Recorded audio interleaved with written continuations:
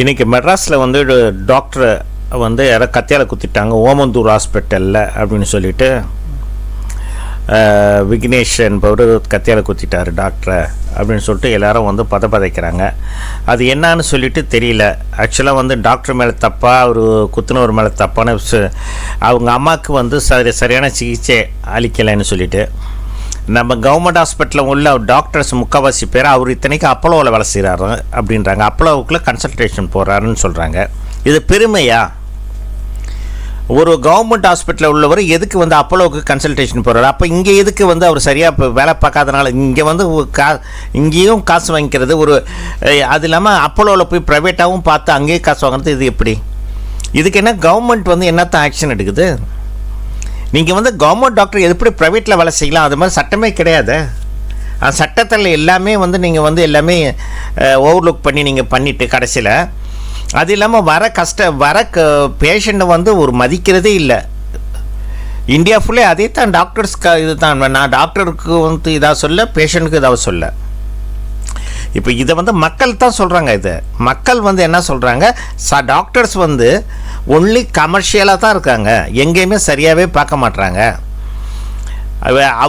அவர் தூக்கி போட அவர் வந்து எக்ஸ்ரே ரிப்போர்ட்டை அந்த இது ஸ்கேன் எட்னு சொல்லி ரிப்போர்ட்டை போடுறது இப்போ இது பண்ணுறது இல்லை, எதையுமே பார்க்குறது இல்லை. அந்த மாதிரி பண்ணாங்க அப்படின்னு சொல்லிட்டு நிறைய கம்ப்ளைண்ட்ஸ் இருக்குது அவர் மேலே. அவர் கடைசியில் வந்து எல்லாருமே இந்த கூட உள்ளவங்களாம் சேர்ந்துக்கிட்டு இவங்கெல்லாம் ரொம்ப நல்லவர் வல்லவர் அப்படி இப்படின்றாங்க. ஏன்னா அவங்களும் வேலை செய்கிறது இல்லை. முக்கால்வாசி இருக்கிற நர்ஸு யாரெல்லாம் வேலை செய்கிறாங்களா? நம்ம என்னவோ அவங்க வீட்டில் வேலை செய்கிற மாதிரி போனோன்னே பேஷண்ட்டை வந்து அந்தளவுக்கு மதிக்கிறது இல்லை. அந்த மாதிரி இருந்தால் இப்படி நீங்கள் வந்து முதல்ல டாக்டர்ஸ் கவர்மெண்ட் டாக்டர்ஸ் யாருமே ப்ரைவேட்டில் வேலை செய்யக்கூடாதுன்னு சொல்லிவிட்டு அந்த மாதிரி ஒரு சட்டத்தை கொண்டு வாங்க. அப்போ தான் வந்து இதை வந்து ஒரு சர்வீஸ் மைண்டடில் செய்யணும் வேலை. ஏன்னா நீங்கள் 2 லட்சம் 3 லட்சம் சம்பளம் வாங்குறீங்களே, நீங்கள் சும்மா வாங்குறீங்க. இப்போ பேஷண்ட்டு வந்து வராங்கனாக்கா அவங்கள நீங்கள் பார்க்குறத விட்டுட்டு நீங்கள் என்னவோ வந்து அசால்ட்டாக இருக்கிறதுனா இது என்ன கதை? அவர் குத்துனது தப்பு, ரைட்டுன்னு நான் சொல்லலை, குத்துனது தப்பு தான். நீங்கள் வந்து எத்தனை பேர் உயிரை எடுக்கிறீங்கள, அதுதானே மெயினான விஷயம். தவறான ட்ரீட்மெண்ட் கொடுத்து இந்த மாதிரி பண்ணுறீங்க. அது கேட்க வந்து அவங்கள வந்து இது பண்ணிவிட்டு அவங்கள வந்து அசிங்கமாக பேசுகிறது, இன்னும் வந்து உங்களுக்கு வந்து அவங்களுக்கு தெரியாத மொழியில் இல்லாத இதெல்லாம் கதையெல்லாம் சொல்கிறது, இது மாதிரி நடக்குது. இதெல்லாம் வந்து தவிர்க்கணும். இதற்கு வந்து கவர்மெண்ட் தான் ஆக்ஷன் எடுக்கணும். சரி, கவர்மெண்ட்டு உள்ள ஆஃபீஸர்ஸ் இல்லை இருக்கிற மினிஸ்ட்ரி எம்எல்ஏ யாராச்சும் கவர்மெண்ட் ஹாஸ்பிட்டல் போகிறாங்களா? யாருமே போகிறதில்ல. எல்லாம் ப்ரைவேட் ஹாஸ்பிட்டல் தான் போகிறீங்க. ஏன் அங்கே வந்து கவர்மெண்ட் ஹாஸ்பிட்டல் உள்ளோம்னா மக்கள்னா என்ன, ஓட்டு போகிறதுக்கு மட்டும் மக்களா? பாக்கி உள்ளதுக்கெல்லாம் யாருக்கும் மக்களுக்கெல்லாம் இது கிடையாது. ஸோ அதனால் நீங்களும் ஆக்ஷன் எடுங்க. கவர்மெண்ட் ஹாஸ்பிட்டலில் உள்ள டாக்டர்ஸ் யாருமே ப்ரைவேட்டில் இது பண்ணக்கூடாது, அவ்வளோதான். அதே மாதிரி தான் டீச்சர்ஸும் யாரும் டியூஷன் எடுக்கக்கூடாது. யாரும் வந்து இப்போ கவர்மெண்ட் டீச்சர்ஸ் வந்து பசங்களுக்கு தான் கிளாஸ் எடுத்து அந்த மாதிரி இருந்தால் தான் நாடு உருப்படும். மற்ற கண்ட்ரியை நம்ம உதாரணமாக சொல்லக்கூடாது. இப்போ மற்ற கண்ட்ரியில் அந்த மாதிரி தான் நடக்குது. வளர்ந்த கண்ட்ரியில் இங்கே தான் இந்த மாதிரி அட்டகாசம் நடக்குது. அதனால தான் பிரச்சனைகள். இது எல்லாத்தையும் போய் வந்து ஒரு கத்தியால் குத்திட்டு அதனால் வந்து அரசாங்கம் வந்து இது ஒன்றுமே செய்யலைனாக்கா நான் கூட எப்போதுமே ஒருத்தன் வந்து பர்சனல் இதில் வந்து அவங்க அம்மாவுக்கு உடம்பு சரியில்லை, அவங்க அம்மாவுக்கு பிரச்சனைன்னு சொல்லிட்டு அவன் செய்யணுனாக்கா இது வந்து அரசாங்கம் கூட வருமா?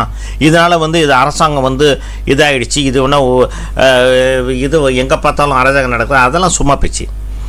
இப்படி சொல்லக்கூடாது, அப்படி சொல்லக்கூடாது. இது மெயின் வந்து அரசாங்கத்து மேலே இது வந்து பல வருஷமாக நடக்கிற கதை. இதை வந்து சட்டங்களை மாற்றணும். யாரும் இந்த மாதிரிலாம் பண்ணக்கூடாதுன்னு சொல்லிட்டு புதுசாக ஒரு இது மக்களுக்கான ஆட்சியை கொண்டு வரணும். அதுதான் மெயின். அதை விட்டுட்டு எப்படி வேணாலும் நம்ம சம்பாதிக்கலாம், எப்படி வேணாலும் போகலான்னு சொல்லிட்டு இருக்கக்கூடாது. டாக்டர்ஸ்னாக்கா எல்லாம் சொன்னாங்க கடவுளுக்கு அடுத்து தான் டாக்டர்னா நீங்கள் அந்த மாதிரி வேலை செய்யுங்க. அந்த மாதிரி அதை மாதிரி வந்து சர்வீஸ் மைண்டில் செய்யுங்க. கவர்மெண்ட்டில் எவ்வளோ வந்து பொருளை வீணாக்குறீங்க. ஒரு ஸ்கேன் எடுக்க மாட்டீங்க, எதுவுமே இது பண்ண மாட்டீங்க, உங்களுக்கு தெரிஞ்சவங்களுக்கு மட்டும் இது பண்ணுறீங்க. இது ஏன்னா இந்தியா ஃபுல்லாக இதுதான் நடக்குது. இதெல்லாம் மாற்றணும், இதெல்லாம் திருத்தணும், புரியுதா? அவர் பையன் விக்னேஷ் அவர் மேலே தப்பாக ரைட்டோ இது கிடையாது. அவர் என்ன அவர் கரெக்டான மைண்டில் ஆட்டோமொபைல் இன்ஜினியரிங் படிச்சிருக்கிறாரு. எல்லாமே இதாக இருக்குது. இதெல்லாம் வந்து 2 பக்கமும் விசாரிக்கணும். அதுதான் மெயின். அதான் நாங்கள் ட்ரீட்மெண்ட்டுக்காண்டி வந்துட்டோம் சார். அப்புறமா திடீர்னு பார்த்தா ஒரே பரபரப்பாக இருந்துச்சு. எங்களுக்கு அடுத்த இதில் தான் அவங்கள பண்ணி ஏதோ குத்திருக்காங்க. ஓடிவாங்கன்னா எதுக்குன்னு எங்களுக்கு தெரியாது. போய் எல்லாருமே நாங்கள் இருந்தாலும் அந்த சைடு பார்க்க போனால் அங்கே ஒரு டாக்டரை குத்திருக்காங்க அப்படின்னு. ஆனால் குத்துனா அந்த குத்துனவங்க கையில் கத்திருக்கனால யாரையும் போய் பார்க்க அவங்க ஒன்றும் பிடிக்க முடியல. எல்லாரும் ஒதுங்கி நிற்கிறாங்க. அந்த பையன் நல்லா தான் இருக்கிறான். அந்த மாதிரி அவன் எந்த பாதிப்பில் பண்ணாங்கன்னு தெரியாது. ஆனால் 2 பேர் மேலே நல்லா விசாரித்து தான் இதில் முடிவு எடுக்கணும். டாக்டர் என்ன பண்ணாங்க, இவங்க பேசி இந்த குத்துனவங்க என்ன பண்ணாங்கன்னு எல்லாம் தெரியாது. ஆனால் நல்லா தெரியுது இவங்களுக்குள்ள ஏதோ அதாவது இந்த அவங்க அம்மா அங்கே ஹாஸ்பிட்டலில் இருந்தாங்களாம்ல, அதில் ஏதோ பேசியிருப்பாங்க, ஏதோ ஒன்று நடந்திருக்கு. அல்லாத வரைக்கும் சும்மாவும் யாரையும் குத்த மாட்டாங்க. ஏன்னா நாங்கள் பார்க்கும்போது எல்லாருமே ஒதுங்கி நின்னாச்சு. அதுக்கப்புறம் அந்த பையன் முன்னாடி ஓடி போகிறாங்க, பின்னாடி டாக்டரை வீல் சேரில் வச்சு தள்ளிட்டு போகிறாங்க. அவ்வளோதான். அதுக்கப்புறம் என்ன நடக்குது, எதுக்கு குத்துனாங்கன்னு ஒரு டீட்டெயில் தெரியல. அப்புறம் என்னன்னா எல்லா டாக்டருமே இந்த பேஷண்ட்லாம் ரொம்ப ஏதோ அவங்க வீட்டு வேலைக்காரங்கள் நடத்தின மாதிரி தான் எல்லாம் பேசுகிறாங்க. அதுக்கு எல்லாராலையும் தாங்கிக்க முடியாது. ஒரு என்னது நம்மளை இப்படி திட்டுறாங்களே, மனசுக்குள்ளே ஒரு காயமாக கூட இருக்கலாம். எங்களுக்கே இருக்குது. மற்றவங்கள ஒரு மாதிரி நடத்தும்போது நம்மளுக்கே இருக்குது. நம்ம என்னென்னா நம்ம ஒரு ட்ரீட்மெண்ட் வந்திருக்கோம், நம்ம குணமாகணும் அப்படி தான் எல்லாருமே வராங்க.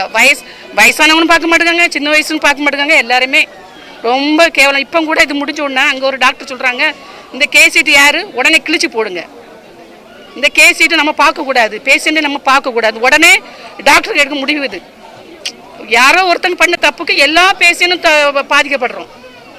அவங்க எப்படி என்ன பேசணும் கூட டாக்டர் மாதிரி தெரியல ஃபஸ்ட்டு. அதே மாதிரி அவங்க இதை சரி பண்ணணும். வேறு ஒன்றுமே கிடையாது.